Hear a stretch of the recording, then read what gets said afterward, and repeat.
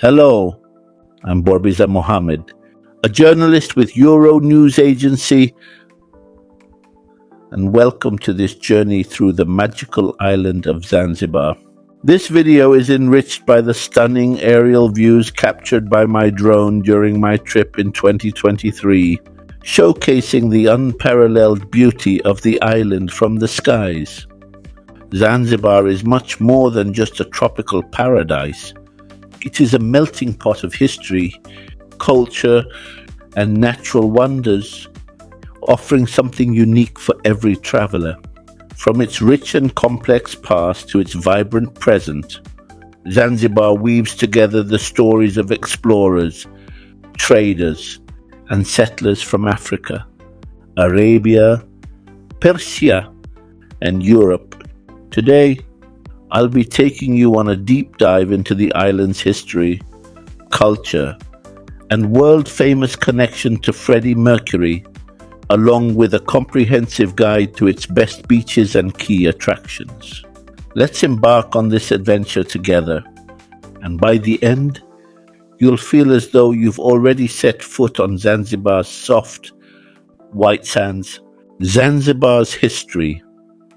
Zanzibar's history stretches back over a millennium, making it a place where ancient traditions meet modern realities. Situated off the coast of East Africa, Zanzibar became an essential trading post in the Indian Ocean, linking Africa with the Middle East, India, and beyond. Its earliest settlers were African Bantu people, but its identity started to change as traders from Persia began arriving around the 10th century. This influx of Persian influence is still seen today in place names and architecture. By the 15th century, the Portuguese had made their way to Zanzibar, and for nearly 2 centuries, they dominated the island's trade routes. However, by the late 17th century, the Omani Arabs had driven the Portuguese out and taken control, setting up Zanzibar as the center of their East African empire. Under Omani rule, Zanzibar thrived as a hub for the spice trade, particularly cloves, which remain an essential part of the island's economy, and tragically, as a key point in the East African slave trade. Zanzibar's stone town, now a UNESCO World Heritage Site, was the heart of this activity, and its winding alleys still echo with the history of those times. The Sultan of Oman even relocated his court to Zanzibar in the 19th century, marking the island as an imperial capital. Over time, Zanzibar's fortunes shifted again when European powers, particularly the British, exerted influence over the island. It became a British protectorate in 1890, though local sultans remained in nominal control. Independence came in the 1960s, and after a brief period of turmoil, Zanzibar merged with mainland Tanganyika to form what is today Tanzania. Despite this union, Zanzibar has retained much of its distinct identity, with its cultural heritage visible in its architecture, customs, and people. Freddie Mercury, Zanzibar's most famous son. Among Zanzibar's many claims to fame, perhaps none is as globally recognized as its connection to the legendary Freddie Mercury. Born in Stone Town in 1946 as Farouk Bulsara, Mercury would go on to become the lead singer of Queen, one of the most iconic rock bands of all time. Though he moved to India and later England, his early years in Zanzibar undoubtedly shaped his world perspective and musical genius. His family was part of the Parsi community, which traces its roots to Persia, another reflection of Zanzibar's multicultural history. Today, you can visit Freddie Mercury's birthplace in Stone Town, a modest building that now attracts fans from all over the world. Though there are no grand monuments to Mercury on the island, There is a palpable sense of pride among Zanzibaris in their connection to this global icon. Walking the narrow streets where Mercury once roamed, it's easy to imagine the vibrant world that influenced his creativity. In recent years, some cafes and local tours have started incorporating stops dedicated to his memory, and the growing interest from fans ensures that Freddie Mercury's legacy will remain alive in his birthplace for years to come. Zanzibar's culture and people. Zanzibar's culture is a mosaic of African, Arab, Persian, and Indian influences, all of which come together to create a unique Swahili identity. The Swahili language, a fusion of Arabic and Bantu languages, is spoken by the majority of the population, but you'll also hear traces of other languages like English, Portuguese, and Hindi. The island's predominantly Muslim population has shaped much of its customs, festivals, and daily life. You'll notice women in traditional kanga garments and men in kanzu robes, particularly in the old towns and villages. One of Zanzibar's cultural highlights is the annual Sauti za Busara Music Festival, which takes place every February and brings musicians from across Africa to perform in the heart of Stone Town. The local music scene is dominated by Tarab, a genre that mixes African, Arab, and Indian sounds into a melodic, orchestral style. If you're lucky enough to attend a wedding in Zanzibar, you'll likely witness Tarab performances that can go on for hours. Zanzibar is also known for its incredible cuisine, deeply influenced by the island's spice production. Popular dishes include pilau, spiced rice, biryani, and ugali, a type of maize porridge. A visit to the markets will reveal the variety of spices grown here: cloves, nutmeg, cinnamon, and pepper, earning Zanzibar its nickname, the Spice Island. You can enjoy this vibrant food culture at the many local restaurants or take a spice tour, where you can learn about how these spices are grown, harvested, and used in traditional dishes. Origins of Zanzibar's population. Zanzibar's population is one of the most diverse in the world, the result of centuries of migration, trade, and settlement. Its roots lie in the Bantu-speaking peoples of mainland Africa, but the island also became home to Arabs, Persians, and Indians. The Omani Arabs, who controlled Zanzibar for much of the 19th century, left a lasting legacy on the island's architecture, language, and religion.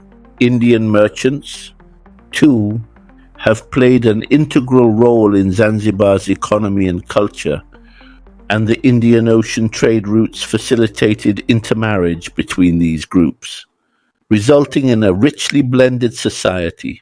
The island's complex relationship with the East African slave trade also shaped its population.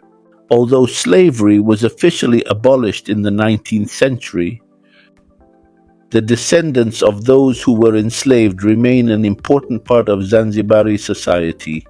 Today, the island's population reflects this complicated history, with a mix of ethnicities and backgrounds all contributing to a unified Zanzibari identity. Zanzibar's beaches detailed overview. 1. Nungwi Beach, located at the northern tip of Zanzibar, is renowned for its turquoise waters, powdery white sand, and vibrant coral reefs.